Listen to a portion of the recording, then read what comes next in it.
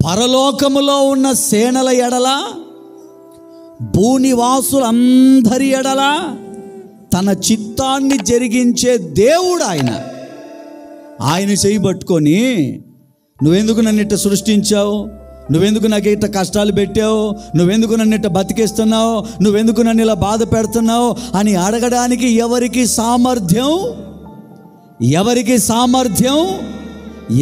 సామర్థ్యం లేదు.